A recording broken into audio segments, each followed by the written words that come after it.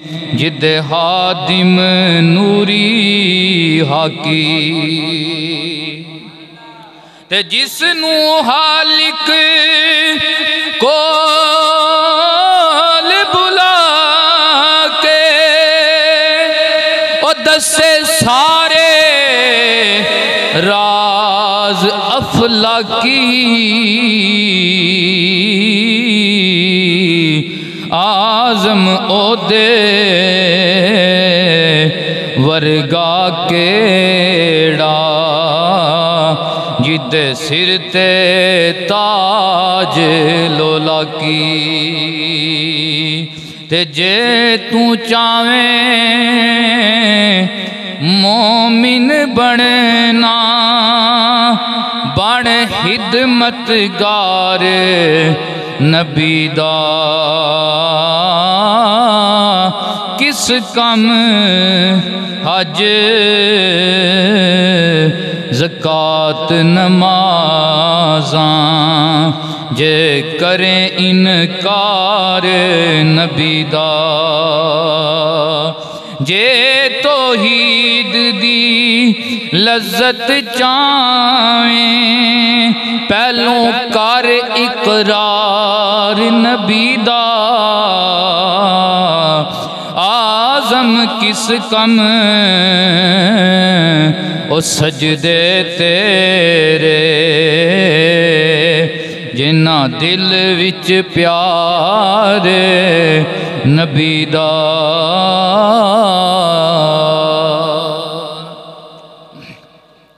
बाद हम्दुस्सला जी कदर मेरे सामाईन तमाम की खिदमत में बंदा नचीज़ सलाम मोहब्बत पेश करता है।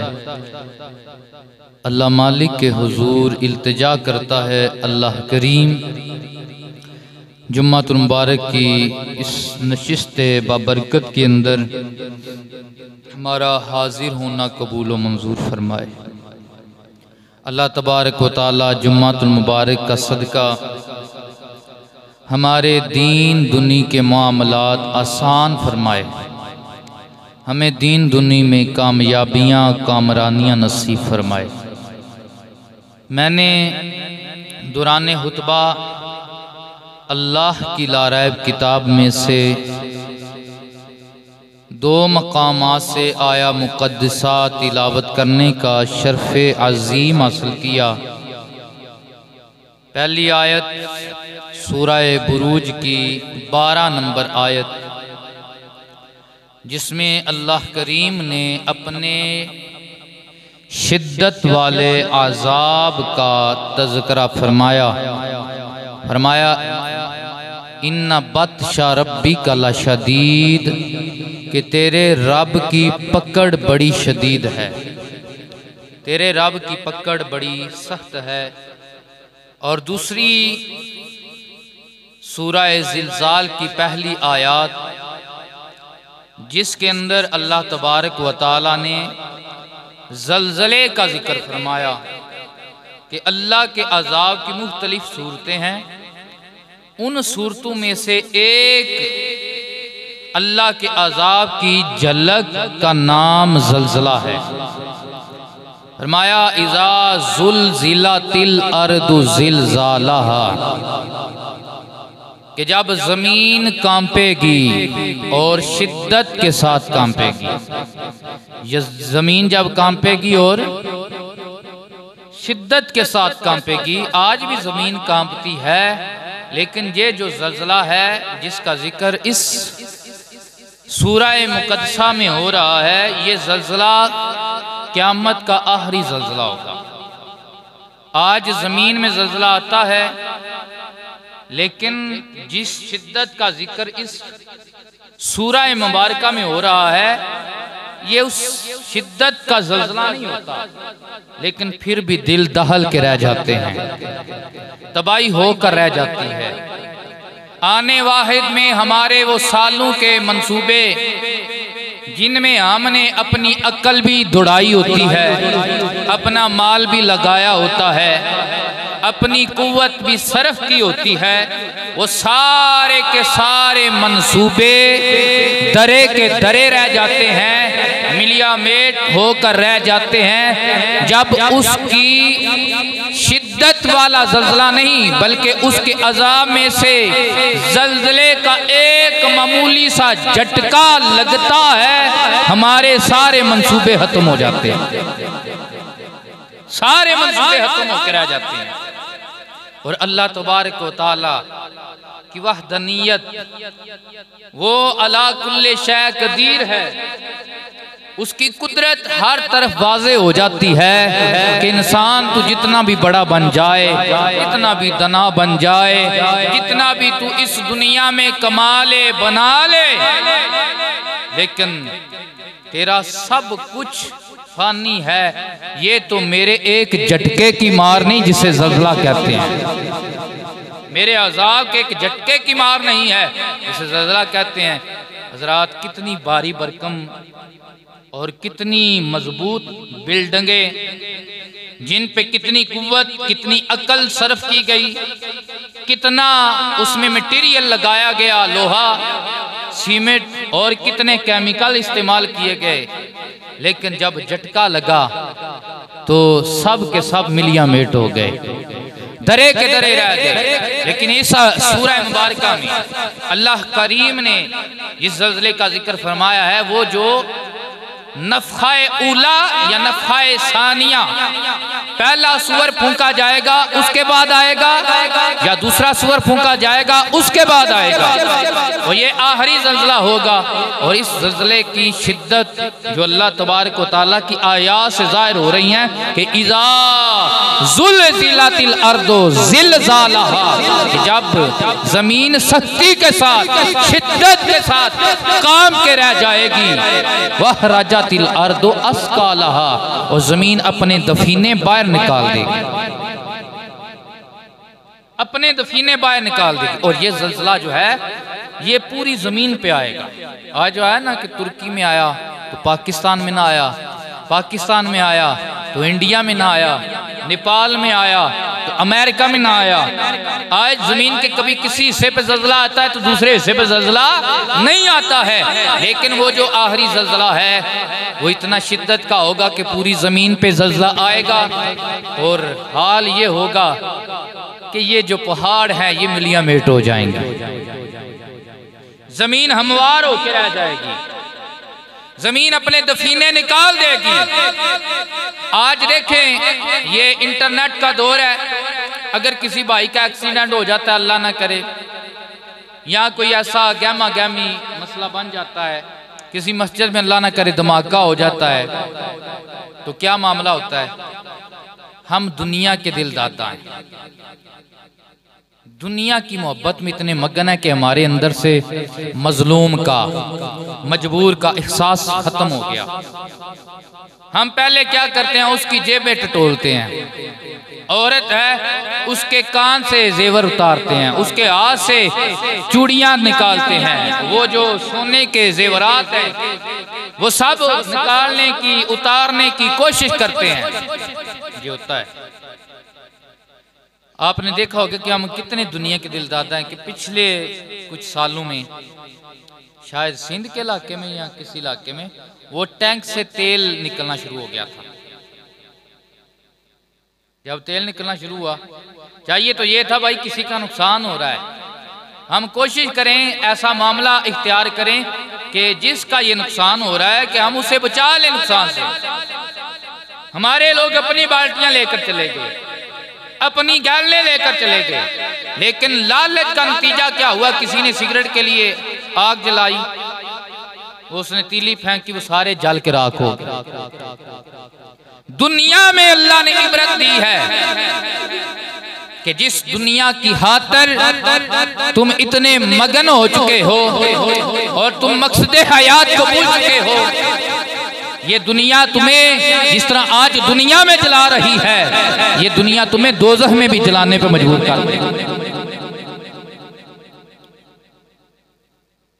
तो ये वो उस वक्त जब जमीन खजाने निकालेगी ना बाहर, सोना भी बाहर होगा, तांबा चांदी सारे खजाने बाहर होंगे, पता नहीं कितने कितने दफीने हैं जो हमारी अक्ल से साइंसदान भी उन तक नहीं पहुंच सका। अल्लाह ने इतने हजीने जमीन में दफन रखे हैं, हमसे पोशीदा रखे हैं, सारे बाहर आ जाएंगे। बंदे देखेंगे, दुनिया के लालची देखेंगे, लेकिन उस वक्त किसी को ये नहीं होगा कि ये सोने की ईंट मैं उठा लूं, ये सोने की सल मैं उठा के घर ले जाऊं। उस वक्त वहशत इतनी होगी, अल्लाह के अज़ाब की वहशत इतनी होगी कि हम भूल के रह जाएंगे। अभी वो दुनिया का अज़ाब है, आखिरत का अज़ाब दुनिया से भी बड़ा है। आखिरत का अज़ाब दुनिया से भी बड़ा है। और हमने हालत ये है कि जो चीज हमारे लिए मकसद है हमने उसे जरूरत बनाया। जरा मेरी तरफ तवज्जो है ना सबकी, जरा तवज्जो करके मोहब्बत के साथ कहें सुभान अल्लाह। जो मकसद है हमने उसे जरूरत बनाया, जो जरूरत है हमने उसे मकसद बना लिया। ये पैसा है,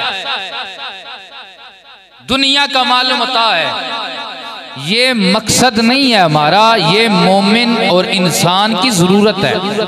क्या है दुनिया का मालूम होता? जरूरत है। मकसद क्या है?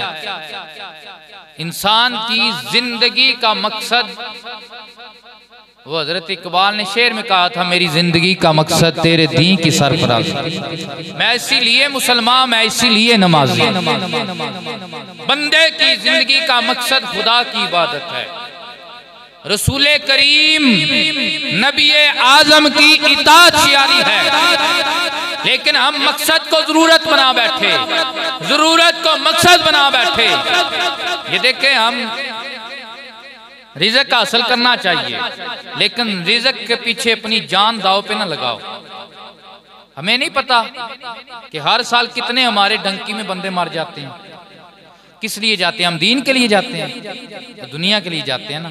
ये एक सच्ची हकीकत है वल्लाह। ये मैं किसी के साथ कोई किसी की इज्जत पे अंगुष्ठबाजी नहीं कर रहा, ये एक सच्ची हकीकत है।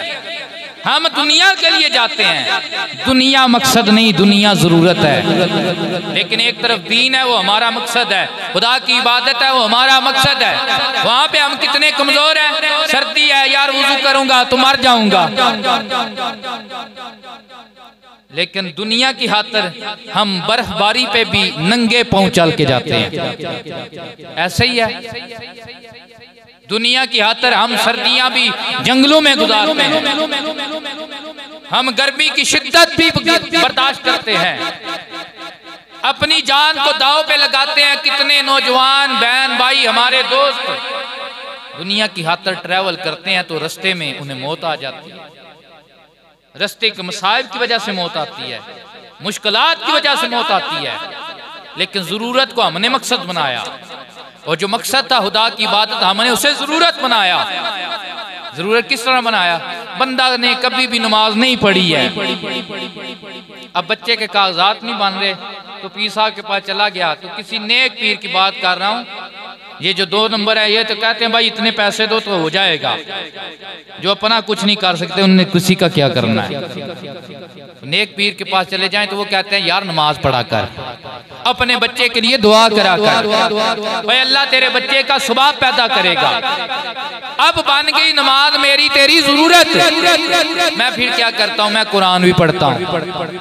जो कुरान मैंने पूरा साल अपने घर से, वो जो घर में गुलाब में पढ़ा था और हमने सजा के रखा था शोकेस में, हमने उसे कभी भी उठाया नहीं, निकाला नहीं, देखा नहीं है। भाई आज हाजी साहब कुरान पढ़ रहा है, क्या वजह है? भाई बेटे के कागज नहीं बन रहे, हमारे मुर्शिद ने कहा ये पढ़ लो, ये पढ़ लो, ये पढ़ लो। हालांकि कुरान हदायत के लिए था, ठीक है, ये सानवी हसीयत है, कुरान पढ़ने से बरकत मिलती है, मैं इस चीज का इनकार नहीं कर रहा, लेकिन ये हमने जरूरत बनाई। कुरान पढ़ना हमारा मकसद था, कुरान पढ़ना हमारा क्या था? मकसद था। नमाज हम पे फर्ज है, नमाज हमारा ऐन मकसद है, और कायनात में मोमिन का सबसे बड़ा अल्लाह नबी के बाद मकसद भी नमाज ही है। बड़ा फर्ज बंदे के लिए, जो उसे बीमारी में भी माफी नहीं है, और वुजू नहीं भी कर सकता तब भी माफी नहीं है, तयम्मुम करके पढ़ ले, उठ के मस्जिद नहीं जा सकता, अपनी चारपाई से उठ नहीं सकता, अपनी चारपाई पे इशारे से पढ़ ले, लेकिन माफी बोले माफी नहीं है। तो ये हमारी जिंदगी का मकसद था, हमने जरूरत बनाया। अब क्या है, पीर जी ने कहा है नमाजें पढ़, हर नमाज के बाद बेटे के लिए दुआ कर। अब हाजी साहब सुबह की नमाज भी पढ़ता है, अब चौधरी साहब जोर की भी पढ़ता है, अब जनाब असर की भी पढ़ता है, बाद जुमात पढ़ता है। खैर है हाजी साहब कभी आए नहीं, आज आ रहे हैं, चौधरी साहब कभी आए नहीं, आज आ रहे हैं। यार वो बच्चे के लिए दुआ करवानी है ना, तो पीर जी ने ये वजीफा दिया है। तो ये हमारा अलमिया है कि हमने दीन को ज़रूरत बनाया, जो हमारा मकसद था, और दुनिया जो हमारी ज़रूरत थी हमने उसे अपना मकसद बनाया, और उसके पीछे हमने जान दाव पे लगाई, जान दाव पे लगाई। ये एक तल हकीकत है। तो फिर जल्जले आएंगे, जल्जले जब हम अय्याशी में जाएंगे, जल्जले नबी करीम सल्लल्लाहु अलैहि वसल्लम की प्यारी ज़ौजा हज़रत उम्मुल मोमिनीन हज़रत आयशा सिद्दीक़ा सलामुल्लाह अलैहा से किसी ने सवाल किया था कि अम्मा ये बताएं ज़ल्ज़ला कब आता है। फरमाया जब ज़िना और शराब आम हो जाएं। ज़िना और शराब, सारे बोलें ज़िना और शराब, ज़िना और शराब आम हो जाए तो ज़ल्ज़ले आएंगे। तो ये एक तलह हकीकत है, निकाह मुश्किल, ज़िना आसान। निकाह मुश्किल है, ज़िना आसान है। खुशी हमें मिलती है तो खुशी के मौके पे हम पे लाजम था कि हम अल्लाह रसूल को याद रखते। कांटा चुभे, मुश्किल आ जाए तो ला इलाहा निकलती है, नहीं निकलती? अल्लाह याद आता है, नहीं आता? कमाल तो ये है कि जब तुझे अल्लाह खैर दे तब भी तू अल्लाह को याद रखे। अल्लाह खैर दे तब भी हम खुदा को याद रखें। मरने पे तो हमें कुरान याद आता है, खुदा याद आता है, रसूल याद आता है, लेकिन हम शादी ब्याह पे क्यों भूल जाते हैं? क्यों हम कंजर नचाते हैं? क्यों नचवाते हैं?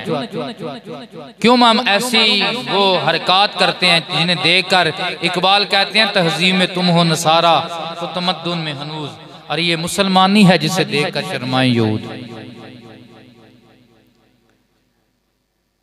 तो ज़ल्ज़ले आएंगे, ज़िना और शराब आम हो जाए। माँ क्या फरमाती हैं? ज़िना और आज याशी का ये आलम है, बंदे कहते हैं मार के भूखे मार के, वो तो बेचारा गरीब ही मार रहा है।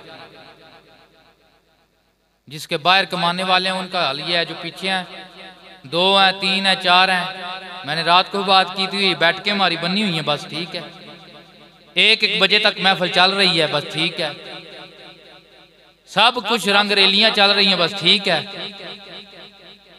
ताश खेल रहे हैं, बस ठीक है।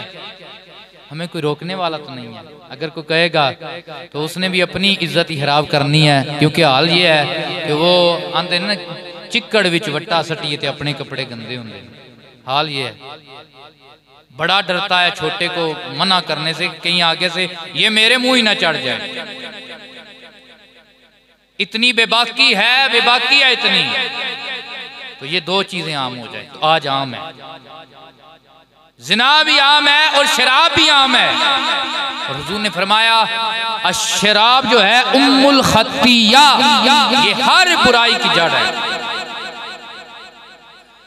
शराब हर बुराई की जड़ है, और ज़िना ये बेबरकती है। वो दुनिया में जलील हो जाता है बंदा, वो जरूर जलील होके जाता है जो ज़िना में पड़ जाता है।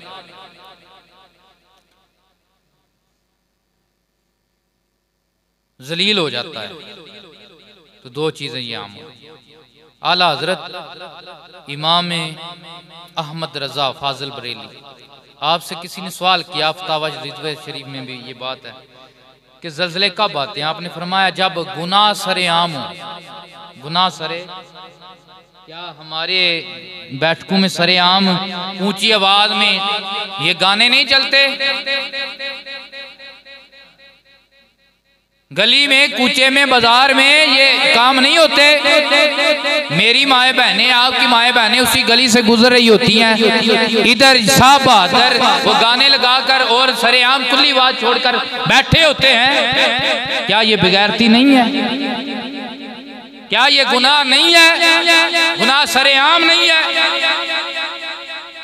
सरेआम हमने कान में टूटियां लगाई हुई हैं तो बस ठीक है, कौन हमें रोकने वाला है?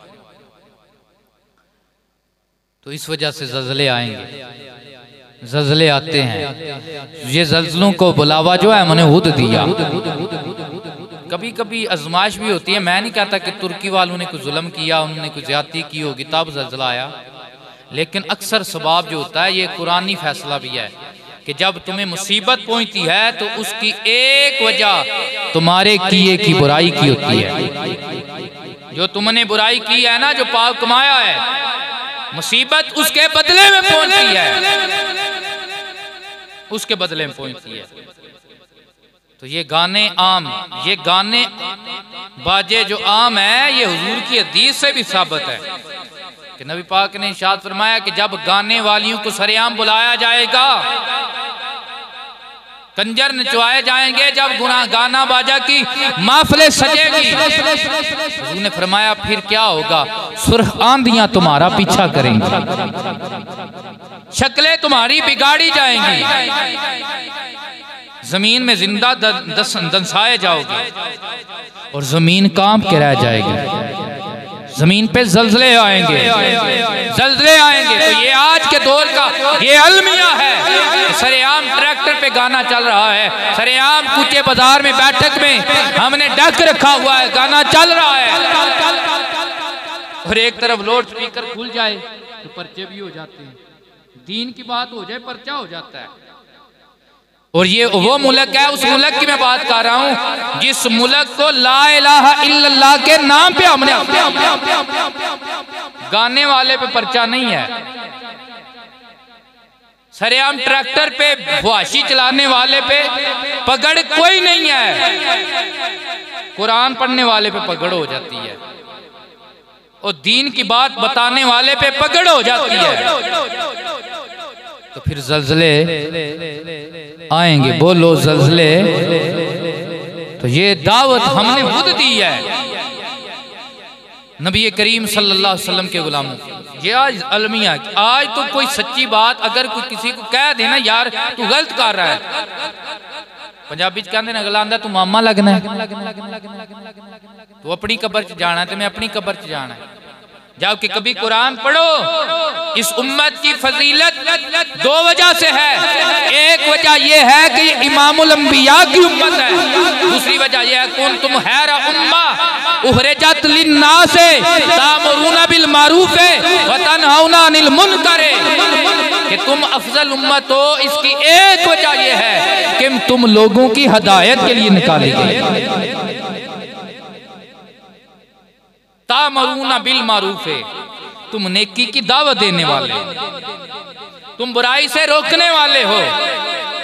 आज कहते हैं छोड़ो जेड़ा जो करता है उन्हें करन दो, तुहानू की लगे के तुहानू सिरदर्दी के पीड़ है। भाई ये फितरत है इस उम्मत की, और जो लोग जिन पे अल्लाह का करम है, बंदे की ताकत नहीं है, वो कोशिश करते हैं बुराई देखें तो उससे रोकें और अच्छाई का हुक्म दें। और ये कहना कि किसी को क्या कहते हो छोड़ दो, हर एक को अपने हाल पे, ये रहमानियत नहीं है, ये शैतानियत है। मेरे हुजूर ने ऐसे लोगों की मिसाल बयान फरमाई। सरकार ने फरमाया वो कश्ती वालों का क्या हाल होगा जिसके दो स्टेप है, जिसके दो फ्लोर है, एक नीचे है और एक ऊपर है। नीचे वालों ने ऊपर वालों को कहा भाई हमें पानी चाहिए। उन्होंने कहा ये तो हमारा इलाका है, हम यहाँ से पानी लेने के लिए तुम्हें गुजरने नहीं देंगे, तुम अपने फ्लोर में जाओ, अपने हिस्से में जाओ, जहाँ से पानी हासिल करना है करो। फिर क्या हुआ, यानी क्या कहते हैं अपनी अपनी कब्र विच। मेरे हुजूर ने फरमाया हुआ ये कि वो नीचे वालों ने कश्ती में सुराख करना शुरू किया कि ये ऊपर वाले तो हमें पानी ऊपर से लेने नहीं देते, अब हम सुराख करेंगे तो जाहिर बात है हम हैं ही पानी में, नीचे से पानी ले लेंगे। उन्होंने कुरेदा, उन्होंने सुराख किया जदू कश्ती दे थल्ले सुराख हो जाए फिर कश्ती तारदी नहीं, फिर कश्ती तारदी फिर थलड़े भी डुबदे ने ते पहले उतले डुबदे ने। हुजूर ने फरमाया नीचे वाले भी डूबे और पहले पानी का जो चढ़ाव आया, जारी बात है कश्ती नीचे आई तो ऊपर वालों के सामने जो पानी था पहले पानी ने ताकुब उनका किया, तो पहले वो डूबे जिन्होंने कहा भाई अपनी अपनी कब्र विच जाना है, अपनी अपनी कब्र में जाना है। हर बात सुर में नहीं कुछ गुर में भी सुना करें, मोहब्बत से कहें सुभान अल्लाह।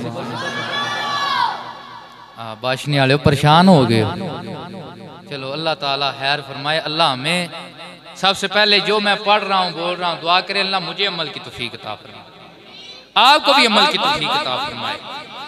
लेकिन कभी भी कोई आपको दावत खैर दे तो उसे बुरा ना समझे, ये ना कहें कोई आपको कहता ना यार तू नमाज नहीं कदे पढ़ी, उन्होंने कदे इंज ना क्या करो अज सानू पता जड़ियां तू पढ़ने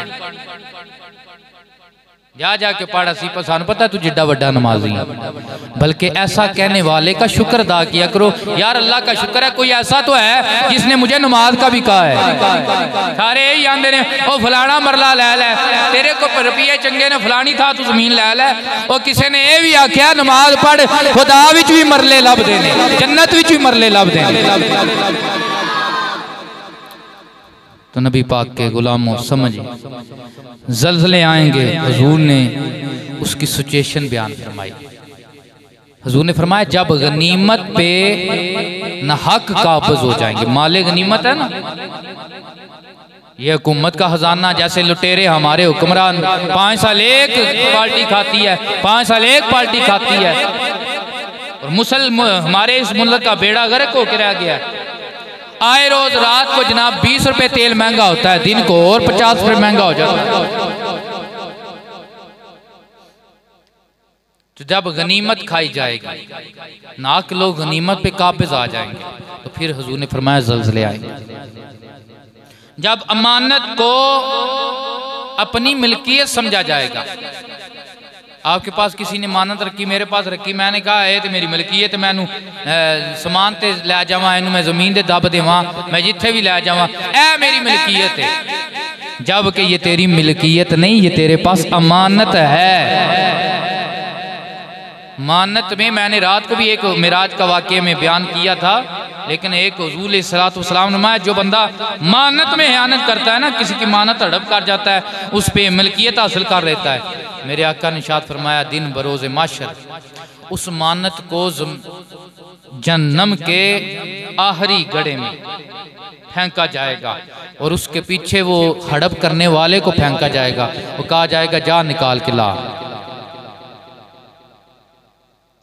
आप ज़रा इसका कभी अंदाज़ा इतना कर लें कि आपकी कोई चीज़ आपके पास किसी की मानत हो, तो आपको कोई बंदा दुनिया में उसकी सज़ा देना चाहे कि आपने उसको हड़प किया है, वो मानत ले और किसी तंदूर में फेंक दे, बंदा आप उसको उस तंदूर में फेंक दे, आगे से जाओ निकाल के लाओ, वो लगेंगे तो 1-2 मिनट ही, लेकिन वो 1-2 मिनट दुनिया की आग में रहना भी हमारे लिए मौत का सबब बन जाएगा, हमारे लिए नाकामी और खराबी का सबब बन जाएगा।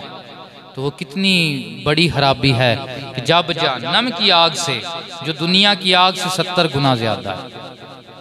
तो अमानत में जब मिल्कियत समझी जाएगी, मानत खयानत की जाएगी, इसमें हुजूर ने फरमाया फिर ज़ल्ज़ले आएंगे। जब बेटा अपने दोस्त की बात को अपने बाप की बात पे फोकियत देगा, एक तरफ अब्बा जी ने कहा मेरा पुत्र असर के बाद जाना है और फलाना काम करके आना है, दूसरी तरफ जिगरी दोस्त है उसने कहा यार अज ओ जेड़ा है ना विया उथे अज टूर्नामेंट है। बेटे ने अब्बे को पीछे छोड़ दिया, बेटा चला गया क्रिकेट खेलने, बेटा अपने दोस्त के साथ चला गया। तो हुजूर ने फरमाया फिर ज़ल्ज़ले आएंगे। फिर क्या होगा? जब अब्बे की बात पे अपने दोस्त की बात को फकीयत दी जाएगी। हुजूर ने फरमाया जब अपनी बीवी की बात पे अपनी बीवी को अपने वालिदैन पे फोकियत दी जाएगी। इसका मतलब ये नहीं कि आप बीवी से बेअदली करें, नाइंसाफ़ी करें, लेकिन एक नाइंसाफी ये भी है कि आप अपनी बीवी की हर बात पे गौर दें लेकिन अपने वालिदैन को कुछ भी ना समझें, वालिदैन की अहमियत को भूल जाएं जिन्होंने तुझे इस काबिल किया। आज उसने फरमाया जब इस तरह बेतदाली होगी तो फिर क्या होगा, ज़ल्ज़ले आएंगे। नबी पाक अलैहिस्सलाम ने एक बड़ी वजह यह भी बयान फरमाई, मेरे आका ने फरमाया जब बाद में आने वाले पहले जो गुजर चुके हैं नेक बंदे उन पे लानत करेंगे, फिर ज़ल्ज़ले आएंगे, फिर क्या होगा। ये सारी खराबियां आज हमारे अंदर हैं। आज बाद में आने वाला समझता मैं ही दुनिया में सियाना जमया, मेरे तो पहले मां ने कुछ सियाना ते कलमान ते इल्मी जमे जेड़ा दीन ते जेड़ी तारीख मैं समझी किसे समझी कोई नहीं। और बातें उन पे की जाएंगी कि जिन अबू बकर व उमर उस्मान व अली असहाब व आले बैत के ईमान के तज़किरे अल्लाह ने कुरान में यूं बयान फरमाया मुहम्मदुर रसूलुल्लाह वल्लज़ीना माहू अशिद्दाउ अलल कुफ़ारे व रुहमाउ बैनहुम, कमली वाले अल्लाह के रसूल हैं और इनके जो साथी असहाब वाले बैत है ये काफिरों पे सख्त है और अपनों से प्यार करने वाले। उनका मान इस तरह का होगा। हम तो हर जगह पे मुंह रखते हैं ना, हर जगह पे मुंह रखते हैं, ईमान पीछे है, दुनियादारी आगे है। और बातें उन पे की जाएंगी, उन पे की जाएंगी जिन्होंने कमली वाले की मोहब्बत में अपना अब्बा छोड़ दिया। कमली वाले की मोहब्बत में सहाबा ने अपने भाई कत्ल किए अपने हाथों से। कमली वाले की मोहब्बत में अपना घर बार छोड़ दिया था। हजरत साद ने कहा था अम्मा तेरा मुझसे प्यार तो बड़ा है, तू कहती है कि मैं उस वक्त तक खाऊंगी नहीं पीऊंगी नहीं जब तक तू मोहम्मद का कलमा नहीं छोड़ेगा। अम्मा तू 100 बार जिए 100 बार मरे, मैंने फिर भी कलमा कमली वाले का ही पढ़ना है। उन पे बातें करेंगे, उन पे लान तान करेंगे। अल्लाह का शुक्र अदा किया करो, अल्लाह ने तुम्हें वो मसलक उस रस्ते पे रखा है जो रास्ता सहाबा का भी अदब देता है, हुजूर की आल का भी अदब देता है। लान तान किया जाएगा, क्या नहीं किया जाता। क्या इमाम अली मुकाम को तारीख वालों ने अपनी किताबों में बागी नहीं लिखा? क्या आइमा आले बैत अतहार पे अंगुष्तबाजियां नहीं उठाई गई? क्या नबी की आल को कूफे का मुहाजिर नहीं कहा गया हकारत के साथ? क्या यजीद को टीवी चैनलों पे रहमतुल लिल आलमीन नहीं कहा गया? तो ये लानत है ना, ये सारी लानत है। क्या सरे बाजार सरे महफिल उस अबू बकर और उमर पे लान तान नहीं किया गया जिनसे प्यार कमली वाले ने किया है? बोले तो इस्लाम लानत का दर्स नहीं देता, इस्लाम बड़ों के अदब का दर्स देता है। मिट्टी नू अक्सीर बनावे, वाह क्या बात अदब दी। अदब बड़ी चीज है, अदब बड़ी चीज है। हजरत मौला कायनात से किसी ने पूछा था या अली आपने जो इतना बड़ा दावा किया है कि मुझसे सवाल करो, अली आसमानों का भी इल्म जानता है, अली जमीनों का भी इल्म जानता है, ये इतना बड़ा इल्म कहां से लेके आए? फरमाया ये इल्म के दरीचे अली पे उस वक्त खुले थे जब अली नबी को गुस्ल दे रहे थे, हजूर को गुस्ल दे रहे थे और नबी पाक की पलकों पे पानी का एक दो कतरा था। मैंने कहा अगर हाथ से उठाता हूँ तो जमीन पे गिरता है और साला रसूल की बेअदबी हो जाती है। मैंने लब हजूर की पलक पे रख के वो कतरा चूसा था, अली पे अल्लाह ने सारे इल्म के दरीचे खोल। तो ये अदब से है ना, अदब से है, बेअदबी से बोले तो सही ना। तो हम ना किसी अहले बैत की बेअदबी गवारा करते हैं, ना किसी सहाबी की बेअदबी,